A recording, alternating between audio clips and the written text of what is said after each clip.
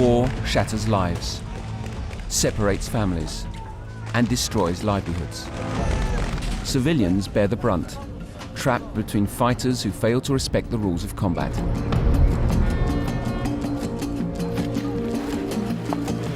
Protecting and assisting the victims of war is the role of the International Committee of the Red Cross. A unique organisation, the ICRC is neutral, independent and impartial. It gives help to everyone without discrimination, regardless of politics, race or religion.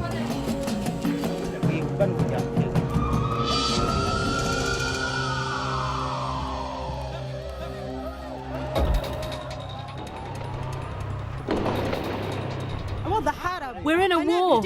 Bombs are coming down on us, hitting us from all sides. We're living in hell. Getting rapid help to the sick and wounded can be a matter of life and death.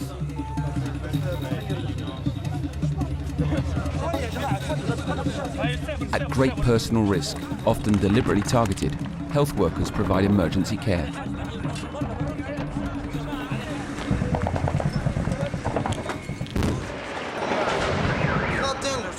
Job. We're here to help these people.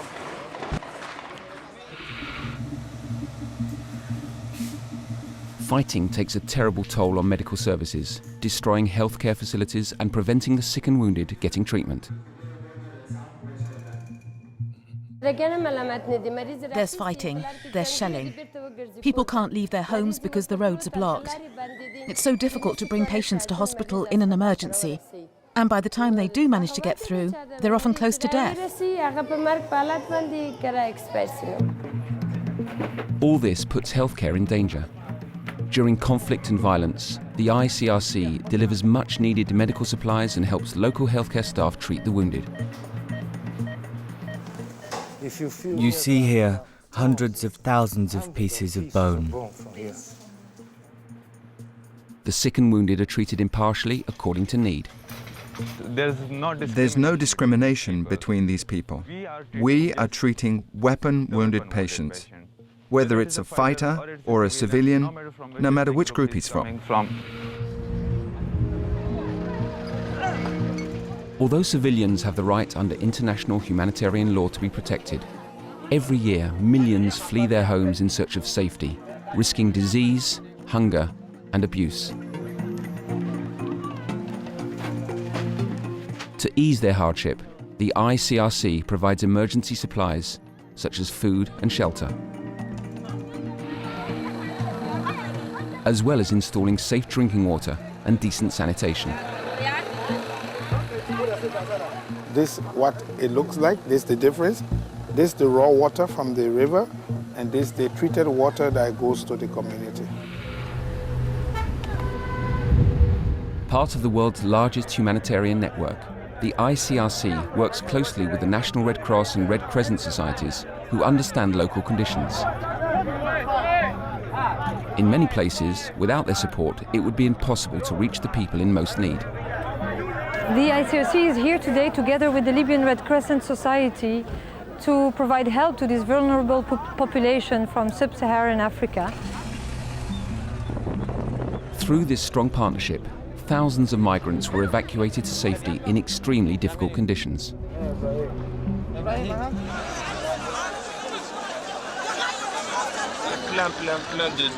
Many people are arriving here, so it's getting difficult with the food and the shelter. We're trying to work on this with the local authorities and other international organizations.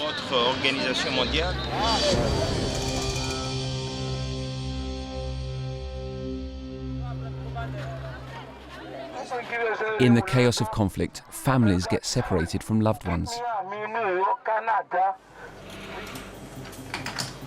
The ICRC tracing network operates worldwide to find missing relatives. Reconnecting by phone brings a moment of relief. Hello, Mum. The people from the Red Cross lent me this phone.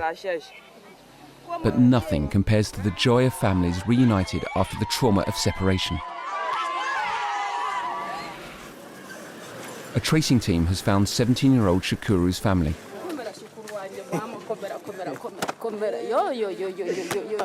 He was separated from them when armed men attacked his village in eastern Congo. In wars, huge numbers of children are separated from their parents, and it's always wonderful to see children back with their families again after such a long time apart. But some loved ones never come home. I haven't been able to find the dead body of my husband, not even any mortal remains. Until I'm able to see the body, I keep on hoping that my husband may be somewhere and may come home. Under international humanitarian law, the families of the missing have the right to know their fate. The ICRC helps them seek information from the authorities. It also offers technical expertise in the exhumation and identification of mortal remains to help the surviving families.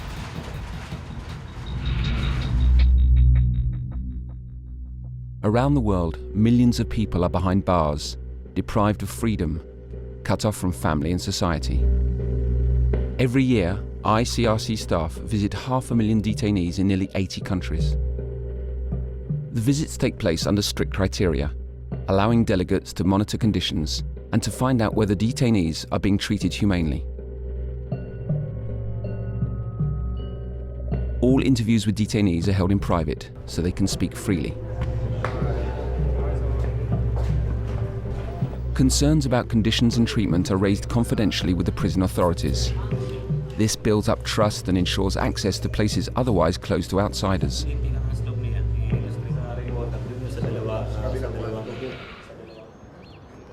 Infectious diseases can spread rapidly in prisons.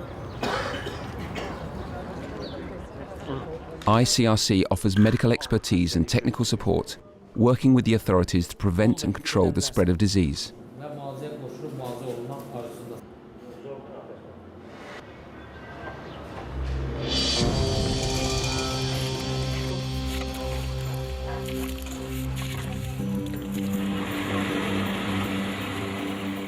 When conflict ends, the real struggle starts. In the wake of war, communities must find ways to rebuild lives and livelihoods. With assistance from the ICRC, destroyed homes are rebuilt. Abandoned and broken water and sanitation plants are repaired. And medical teams bring healthcare to remote communities, weakened by years of neglect.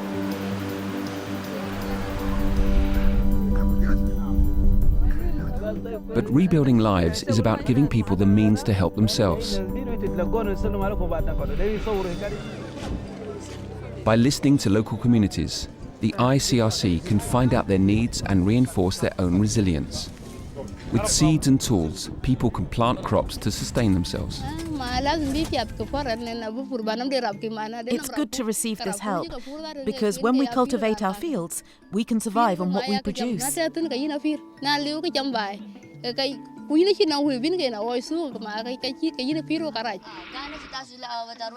Women, particularly war widows, are often marginalized and struggle financially.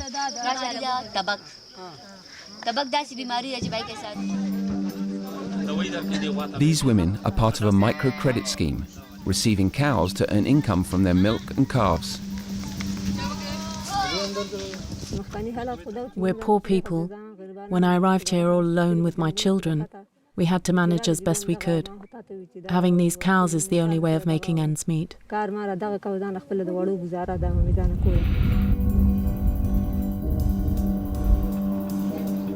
In Iraq, millions of men and women disabled or widowed in the conflict are left without income. A small grant from the ICRC can make all the difference. It's better than before. Now I can make more, and I have enough money to provide for my children.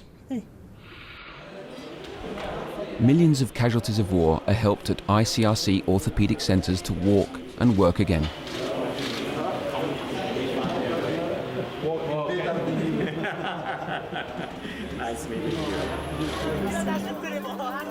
And sporting events restore confidence and purpose in life.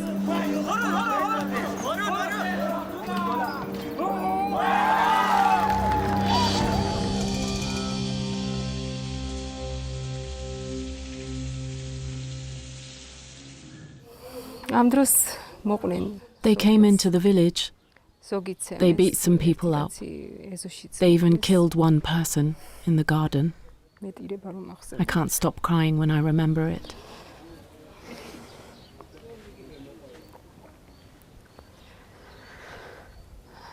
The houses were burned down. We watched from the other village as the flames went up.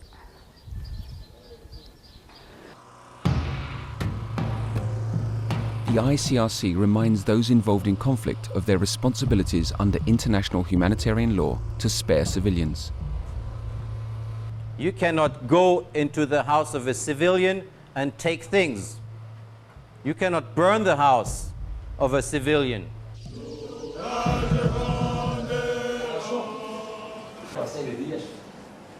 The ICRC promotes the law, regulating the use of weapons and methods of warfare to all weapon bearers. At the international level, the ICRC influences policy and law that directly affects the lives of millions. International legal treaties to ban the use of landmines and cluster munitions were formulated with ICRC support. Efforts are underway to seek a new legal agreement regulating the global trade in conventional weapons. States must no longer transfer weapons if they're going to be used for war crimes or serious violations of human rights. What's needed now is to capture this in an internationally legally binding treaty. Hello, how are you? Through discussions at the highest level, ICRC leaders influence governments and other stakeholders to respect the lives and dignity of people affected by armed conflict and violence.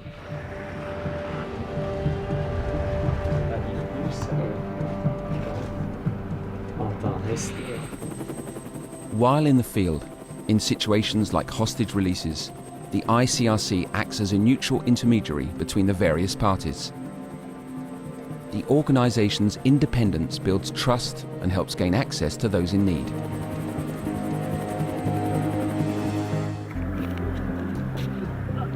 In a world racked by insecurity, the ICRC's presence, resolute and principled, brings hope and humanity.